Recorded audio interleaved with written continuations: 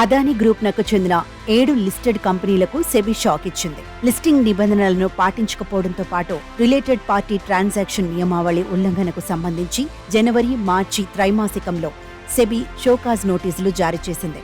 మార్చితో ముగిసిన 4వ త్రైమాసికం 2023-24 ఆర్థిక సంవత్సరం ఆర్థిక ఫలితాలతో పాటు సెబీ నోటీసుల విషయాన్ని అదానీ గ్రూప్ కంపెనీలు తెలిపాయి. గ్రూప్ ప్రధాన కంపెనీ అదానీ ఎంటర్ప్రైజెస్ సహా Adani green energy, Adani total gas, Adani ports and SEZ, Adani power, Adani energy solutions, Adani Wilmar ఈ జాబితాలో ఉన్నాయి. అయితే తాము ఎలాంటి నిబంధనలను ఉల్లంఘించలేదని, సెబీ నోటీసులతో ఎలాంటి ప్రభావం ఉండబోదంటూ అన్ని కంపెనీలు తెలిపాయి. కానీ Adani green energy, Adani total gas, Adani Wilmar మినహా మిగతా 4 కంపెనీల ఆడిటర్లు మాత్రం సెబీ దర్యాప్తు ఫలితం భవిష్యత్తులో కంపెనీలపై ఆర్థికంగా ప్రభావం చూపించే అవకాశం ఉందని అభిప్రాయపడ్డారు.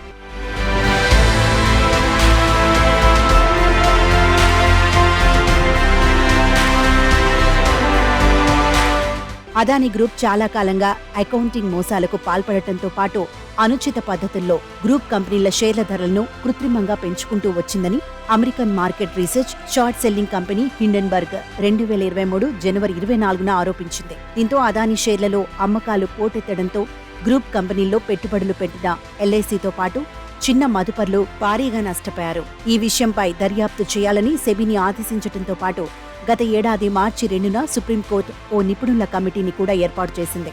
ఈ దర్యాప్తులో భాగంగానే అదానీ కంపెనీలకు సెబీ షోకాజ్ నోటీసులు జారీ చేసింది. ఈ నోటీసులపై కంపెనీలిచ్చే వివరణ ఆధారంగా సెబీ వాటిపై క్రమశిక్షణ చర్యలు చేపట్టాలా వద్దా అనే విషయంపై ఓ నిర్ణయానికి రానుంది.